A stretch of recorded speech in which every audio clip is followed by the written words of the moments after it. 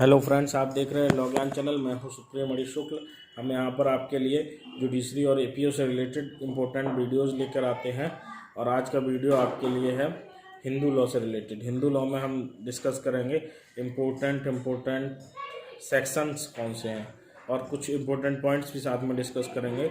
Hindu law और मुस्लिम law दोनों ही important subject हैं बिहार जुडिशरी और उत्तराखंड जुडिशरी के लिए। तो उस पॉइंट ऑफ व्यू से फोकस करते हुए हम यहाँ पर अपनी तैयारी करेंगे। तो और सब्जेक्ट के जो आने वाले हैं बिहार जुडिशरी में, उनके हमने वीडियो आपको इम्पोर्टेंट सेक्शंस के दे दिए हैं। हिंदू लॉ बचा हुआ था, एक दो स्टूडेंट ने डिमांड किया था कमेंट बॉक्स में, तो उसी के कारण मैं हिंदू लॉ का वीडियो ला रहा हूँ। और अगर आपकी भी कोई डिमांड है तो आप कमेंट बॉक्स में बता सकते हैं, उसके अकॉर्डिंग मैं आपके लिए मटेरियल लेकर आऊँगा। आइए शुरू करते हैं हिंदू लॉ में। कुछ इंपॉर्टेंट पॉइंट साथ में लेते चलेंगे और कुछ सेक्शंस। गद्य जो है वो धर्मसूत्र है। धर्मसूत्र कैसा है? गद्य है। और धर्मशास्त्र पद्य है। ये पूछा जाता है कि धर्मसूत्र क्या है, गद्य पद्य या गद्य व पद्य दोनों, या इनमें से कोई नहीं। तो आप क्या बताएंगे कि धर्मसूत्र जो है वो गद्य है और धर्मशास्त्र जो है पद्य है। दाय भाग जो शाखा थी उसके प्रतिपादक कौन थे? जी मूतवाहन। और उन्होंने किस पर टिप्पणी लिखी थी? मनुस्मृति पे। और ये कहाँ पे लागू होती? बंगाल व असम में। मिताक्षरा शाखा जो है उसके प्रतिपादक कौन थे? विज्ञानेश्वर। और उन्होंने टिप्पणी लिखी थी याज्ञवल्क्य स्मृति। और शेष भारत में ये लागू होती है। तो दाय भाग किस में लागू होती है? बंगाल व असम में। मिताक्षरा शेष भारत में। इधर दाय भाग में जीमूतवाहन और मिताक्षरा में विज्ञानेश्वर। याद रखिएगा, यहाँ से क्वेश्चन बिहार जुडिशरी में पहले भी बन चुका है और उत्तराखंड में भी बन चुका है। दाय भाग व मिताक्षरा है क्या? भाष्य है। जो दाय भाग है ये शाखा है और ये टिप्पणी है जीमूतवाहन की, जो उन्होंने मनुस्मृति पे लिखी थी। और विज्ञानेश्वर मिताक्षरा जो ये है भाष्य है, याज्ञवल्क्य स्मृति पर इन्होंने लिखा था ये भाष्य। ठीक है। दत्तक चंद्रिका के लेखक कौन है? कुबेर। दत्तक चंद्रिका के लेखक कौन है? कुबेर। दत्तक मीमांसा के लेखक है नंद पंडित। दत्तक मीमांसा के लेखक है नंद पंडित। दाय भाग के लेखक है दाय भाग रिलेटेड है पिंडदान से और मिताक्षरा रिलेटेड है रक्त संबंध से। ये भी याद रखिएगा, दाय भाग जो वो रिलेटेड है पिंडदान से और मिताक्षरा रिलेटेड है रक्त संबंध से। ये जो हिंदू अनकोडिफाइड लॉ है उसके बारे में जो क्वेश्चन बनते हैं वो यहाँ पर मैंने जो इम्पोर्टेंट पॉइंट्स थे वो कवर करने की कोशिश की। अब आइए शुरू करते हैं हिंदू विवाह अधिनियम से। हिंदू विवाह अधिनियम 1955 में इम्पोर्टेंट सेक्शंस देखेंगे हम लोग। तो इसका प्रवर्तन कब हुआ? 18 मई 1955 को पूछा जाता है, याद कर लीजिए ये डेट। 18 मई 1955 को इसका प्रवर्तन हुआ था। धारा 5 में वैध विवाह की आवश्यक शर्तें दी गई हैं। किसमें दी गई? धारा 5 में। सप्तपदी किसमें दिया गया? धारा 7 में। सप्तपदी धारा 7 में। पंजीकरण धारा 8 में। पंजीकरण किसमें दिया गया विवाह का? धारा 8 में। अभी अनिवार्य नहीं है, ऐच्छिक है, लेकिन आगे अनिवार्य हो जाएगा। तो पंजीकरण के बारे में प्रावधान धारा 8 में है।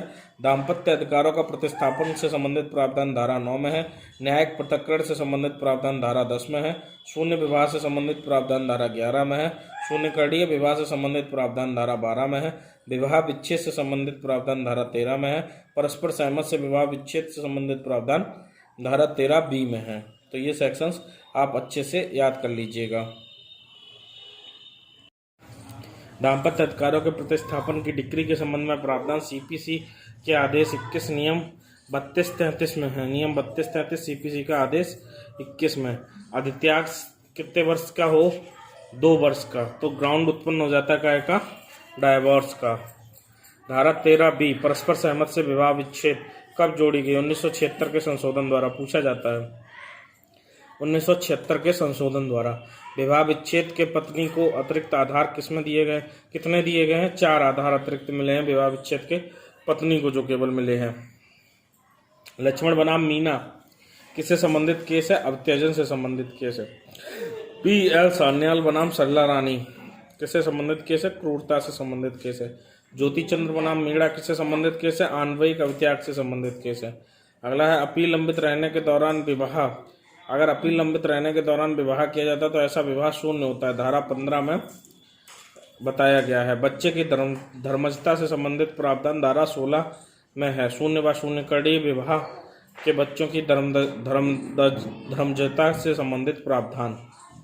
धारा 5(3) का उल्लंघन करने पर मतलब जो धारा 5(3) में उम्र के संबंध में प्रावधान है उनका उल्लंघन करने पर 2 वर्ष का कारावास व 1 लाख पर जुर्माना होगा अभिभावक को। किसको होगा?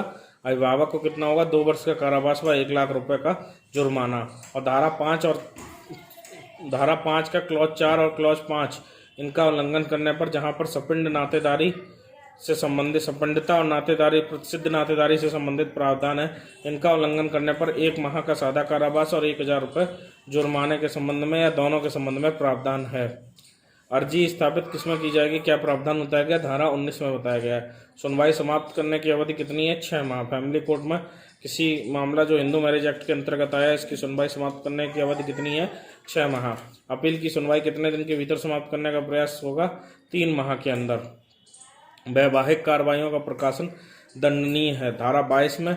और अगर कोई ऐसा अपराध करता है तो उसको 1000 रुपये तक का जुर्माना लगाया जा सकता है। कार्रवाई बंद कमरे में होंगी, धारा 22।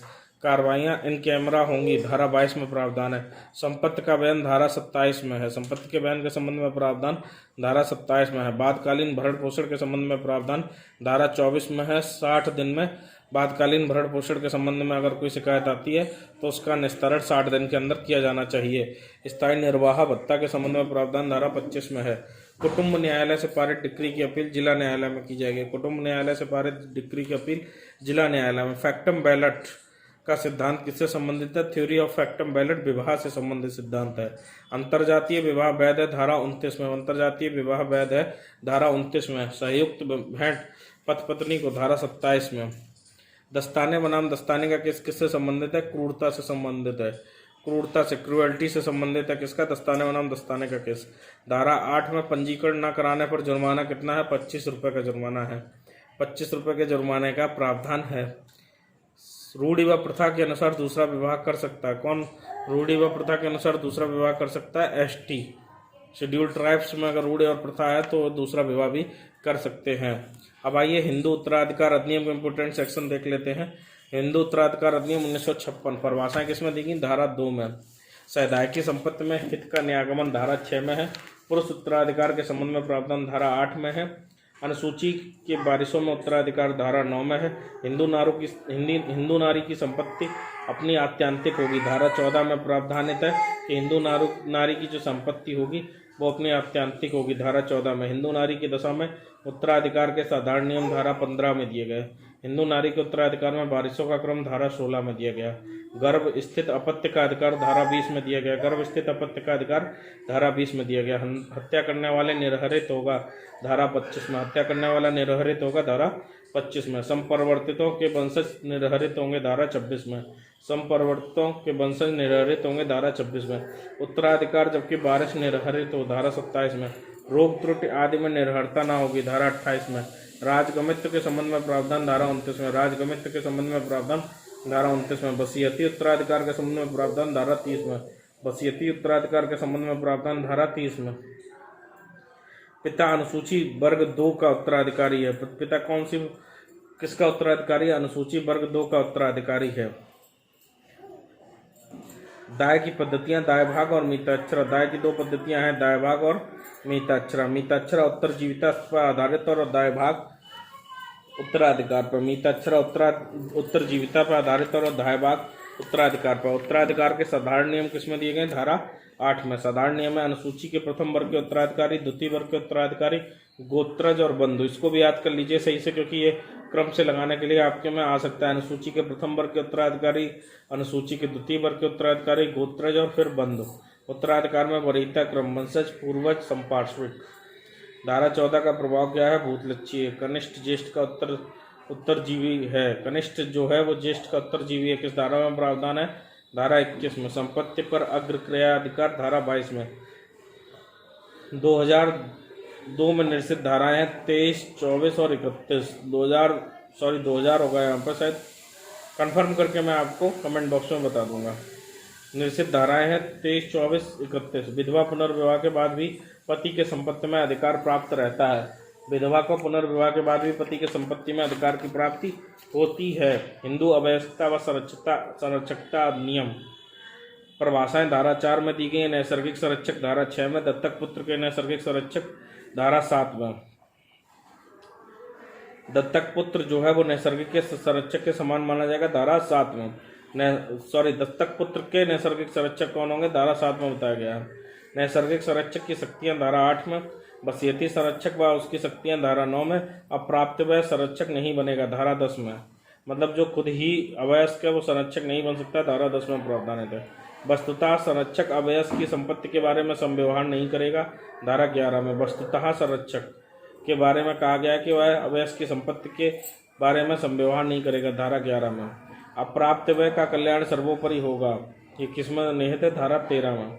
पट्टे पर अधिकतम अवधि 5 वर्ष के लिए पट्टे पर दी जा सकती है अवयस्क की संपत्ति संरक्षक के द्वारा, है ना, जिसमें अगर वयस्क जो अवयस्क है वो वयस्क हो रहा है, उसका वो जब 1 वर्ष बीत जाएगा उसकी वयस्कता के, उससे ज़्यादा अवधि के लिए नहीं दी जा सकती है उन 5 वर्ष में भी।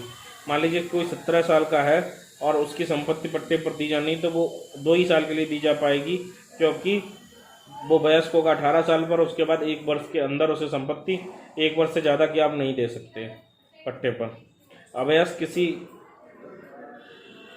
अवयस्क की संपत्ति का संरक्षक हो सकता है, अवयस्क किसी अन्य अवयस्क की संपत्ति का संरक्षक हो सकता है, ये पॉइंट देखना पड़ेगा, मैं क्रॉस चेक करके आपको बताता हूँ। अभिव्यक्त कुटुंब के हिस्से के लिए संरक्षक कौन नियुक्त कर सकेगा, उच्च न्यायालय। अभिव्यक्त कुटुंब के हिस्से के लिए संरक्षक कौन नियुक्त कर सकेगा, उच्च न्यायालय, हाई कोर्ट। और अवयस्कता व संरक्षकता से संबंधित प्रमुख केस कौन कौन से हैं, विश्वनाथ चरित्र बनाम दामोदर पात्रा, सुभाष चंद्र बनाम कल्याणी देवी, सुरामणि देवी बनाम बाबाजी। विश्वनाथ चरित्र बनाम दामोदर पात्रा, सुभाष चंद्र बनाम कल्याणी देवी, सुरामणि देवी बनाम बाबाजी। हिंदू दत्तक ग्रहण व भरण पोषण अधिनियम की धाराएं देख लेते हैं। परिभाषाएं धारा 3 में दी गई, परिभाषाएं धारा 3 में दी गई। विद्यमान दत्तक धारा 6 में दिए गए, विद्यमान दत्तक धारा 6 में दिए गए। हिंदू पुरुष दत्तक लेने की सामर्थ्य धारा 7 में है। हिंदू नारी की दत्तक लेने की सामर्थ्य धारा 8 में है। दत्तक लेने के लिए सक्षम धारा 9 में है। व्यक्ति जो दत्तक लिए जा सकते हैं धारा 10 में। विद्यमान दत्तक की अन्य शर्तें धारा 11 में। विद्यमान दत्तक की अन्य शर्तें धारा 11 में। दत्तक के परिणाम दिए गए धारा 12 में। विद्यमान दत्तक रद्द न किया जाएगा धारा 15 में। पत्नी का भरण पोषण धारा 18 में। विधवा पुत्र वधू का भरण पोषण धारा 19 में। अपत्य या वृद्ध जनकों का भरण पोषण धारा 20 में। आश्रितों की परिभाषा धारा 21 में। आश्रितों का भरण पोषण धारा 22 में। भरण पोषण की रकम धारा 23 में। ऋणों की पूर्विकता धारा 26 में। भरण पोषण कब बाहर होगा धारा 27 में। भरण पोषण के अधिकार पर संपत्ति के अंतरण का प्रभाव धारा 28 में। भरण पोषण के अधिकार पर संपत्ति के अंतरण का प्रभाव धारा 28 में। अपत्य का संरक्षक उस अपत्य को दत्तक ले सकता है, हाँ, न्यायालय की अनुमति से। अपत्य का संरक्षक उस अपत्य को दत्तक ले सकता है, किससे, न्यायालय की अनुमति से। मतलब कोई अवयस्क है, उसका कोई संरक्षक है, तो क्या वो उसको दत्तक ग्रहण कर सकता है, हाँ कर सकता है, लेकिन न्यायालय की अनुमति से। दत्तक के बदले संदाय का प्रतिशत, मतलब दत्तक के बदले पैसा नहीं दिया जाएगा, किसी अन्य प्रकार का कोई संदाय नहीं किया जाएगा, धारा 17 के अनुसार। मान्य दत्तक रद्द न किया जाएगा, धारा 15 में। भूत विधि से संबंध का सिद्धांत दत्तक ग्रहण से संबंधित है। भूत विधि से संबंध का सिद्धांत दत्तक ग्रहण से संबंधित है। दत्तक ग्रहण की रजिस्ट्री जो है वो वैकल्पिक है। दत्तक ग्रहण की धारा 16 अधिनियम के अनुकूल है। दत्तक पैसे के मान्य दत्तक ग्रहण की धारा 16 अधिनियम के अनुकूल मान्य दत्तक की उपधारणा है। दत्तक पैसे के बदले दंड होगा कारावास 6 माह का। अगर कोई धारा 17 का उल्लंघन करता है और दत्तक पैसे के बदले लेता है तो उसे 6 माह के कारावास का दंड दिया जा सकता है। पूर्व संबंध का सिद्धांत हनुमान प्रसाद पांडे बनाम मुशम्मत बबुई होगा। हनुमान प्रसाद पांडे बनाम मुशम्मत बबुई। विधवा द्वारा दत्तक लिया पुत्र पति की मृत्यु की तिथि से दत्तक माना जाएगा। अगला पॉइंट है अधिनियम के अनुकूल मान्य दत्तक की उपधारणा धारा 16 में है। भरण पोषण का दावेदार हिंदू होना चाहिए, धारा 24 में प्रावधानित है। सैद्धांतिक संपत्ति से संबंधित बात है। भगवंत पी सुलाखे बनाम दिगंबर गोपाल सुलाखे। भगवंत पी सुलाखे बनाम दिगंबर गोपाल सुलाखे। शेर सिंह बनाम Guntur Singh. Commissioner income tax बनाम पी चेट्टियार। ये तीनों बात किससे संबंधित है, सैद्धांतिक संपत्ति से संबंधित है। कर्ता की शक्ति व पूर्ववर्ती ऋण हनुमान प्रसाद बनाम मुसम्मात बबुई। कर्ता द्वारा संयुक्त परिवार दस्ताने बनाम दस्ताने का किस में हो रहा था, विवाह विच्छेद में। स्त्री पूर्ण स्वामिनी होती है, स्त्री धन की, नारी संपदा की नहीं होती है, स्त्री धन की होती है। दोनों में डिफरेंस क्या है, ये मेंस के टाइम हम आपको पढ़ाएंगे। पिता के ऋणों को अदा करने का पुत्र का दायित्व धार्मिक व विधिक दोनों है।